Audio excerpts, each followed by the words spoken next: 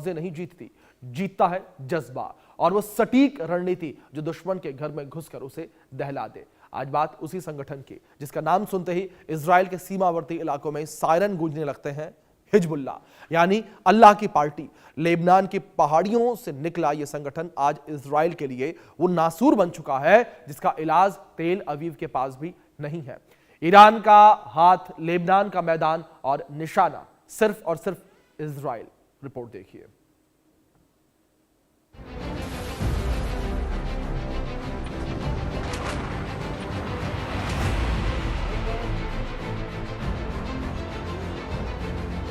Hormuz के बाद अब बाब-अल मंदेब पर ईरान का कब्जा।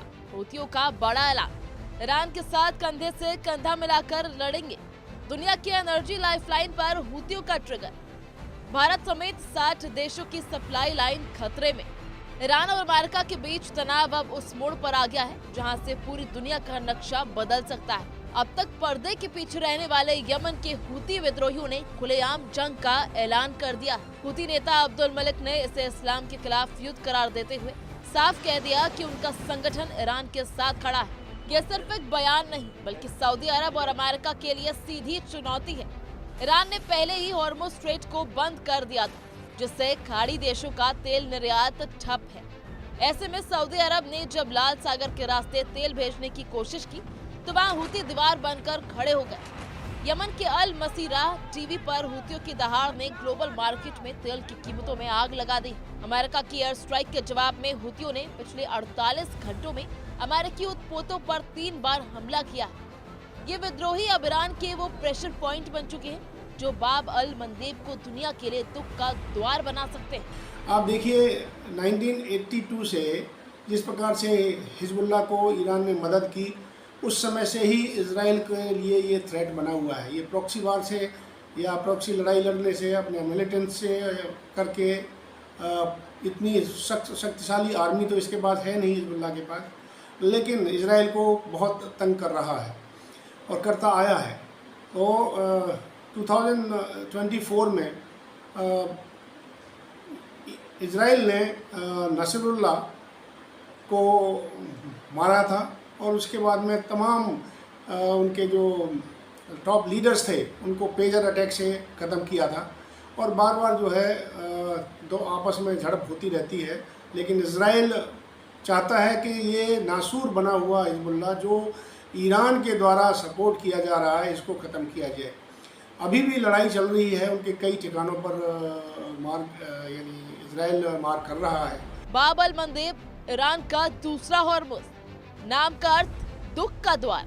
लोकेशन यमन और अफ्रीका के बीच 26 किलोमीटर का गलियारा। अहमियत स्वेज नहर तक पहुंचने का एकमात्र समुद्री रास्ता।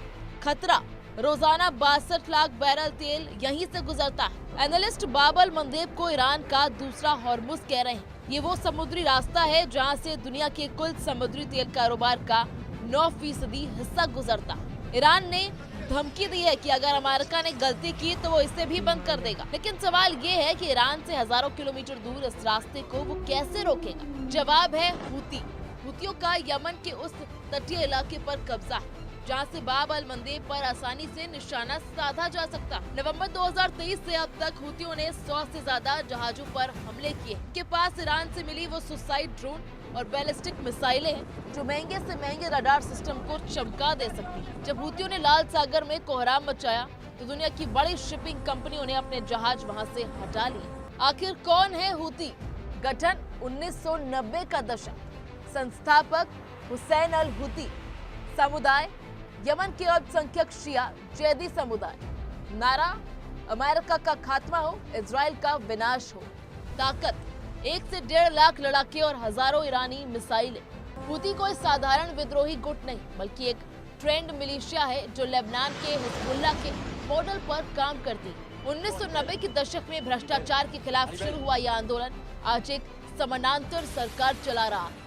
यमन के उत्तरी हिस्से में इसका अपना टैक्स सिस्टम है और अपनी करेंसी। ईरान इन्हें अपना सबसे मजबूत हथियार मानता है क्योंकि बिना डरे सऊदी अरब जैसे देशों की राजधानी रियाद तक मिसाइल दागने की हिम्मत रखते हैं। ईरान हूतियों को सिर्फ हथियार ही नहीं देता बल्कि उन्हें वो ट्रेनिंग भी देता है जिससे वो समुद्र में चलते जहाजों को हाईजैक कर सके। याद कीजिए नवंबर का वो वीडियो जब हुतियों ने एक कार्गो शिप को फिल्मी स्टाइल में हाईजैक किया था। इसकी बहादुरी और कट्टरता का अंदाजा इसी बात से लगाया जा सकता है कि ये बच्चों तक को अपनी सेना में भर्ती करते हैं ताकि मजहब और मुल्क के नाम पर उन्हें फिदायिन बना सके। यही वजह है कि ईरान के एक इशारे पर ये प्रतिरोध की दूरी यानी एक्सेस ऑफ रेजिस्टेंस का हिस्सा बनकर इजराइल और अमेरिका को नाको चने चबा रहे हैं। इजराइल ईरान जंग और हुतियों का रोल, मिसाइल अटैक, इजराइल की ओर लगातार ड्रोन और मिसाइल हमले, जहाजों की घेराबंदी, लाल सागर में इजरायली जहाजों का शिकार, अमेरिकी चुनौती, अमेरिकी उत्पोतों पर पिछले 48 घंटों में 3 हमले,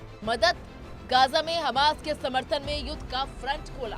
ताजा इजराइल ईरान हमलों के बीच हुतियों ने फ्रंट फुट पर आकर खेलना शुरू कर दिया। गाजा पर इजरायली हमलों के जवाब में हुतियों ने लाल सागर को युद्ध का मैदान बना दिया। उन्होंने साफ कहा कि जब तक गाजा में हमला नहीं रुकेगा वो इजराइल जाने वाले किसी भी जहाज को नहीं छोड़ेंगे। अमेरिका ने अपनी नौसेना तैनात की, एयर स्ट्राइक की, लेकिन हुतियों के इरादे फौलाद की तरह साबित हुए। हुतियों ने न केवल इजराइल की ओर लंबी दूरी की मिसाइलें दागी बल्कि लाल सागर में अमेरिकी युद्धपोतों से सीधी टक्कर ले रहे हैं। अमेरिकी नेवी ने भले ही उनके कुछ ठिकानों को तबाह किया हो, लेकिन हुतियों का दावा है कि उनकी उंगलियां अभी भी ट्रिगर पर हैं। ईरान के लिए हुती वो कवच हैं जो सऊदी अरब को इजराइल की मदद करने से रोकते हैं। सऊदी की ईस्ट वेस्ट पाइपलाइन जो लाल सागर के यानबू पोर्ट तक जाती है वो हुतियों के ड्रोन की रेंज में है। यानी एक छोटा सा ड्रोन हमला और सऊदी का पूरा प्लान भी फेल हो सकता है। ईरान इसको सपोर्ट कर रहा है। इजराइल को ये भी लगता है कि कहीं ईरान अपनी सेनाओं को नॉर्थ से हिजबुल्लाह की तरफ से सपोर्ट करते हुए इजराइल के अंदर ना भेजे। Presented by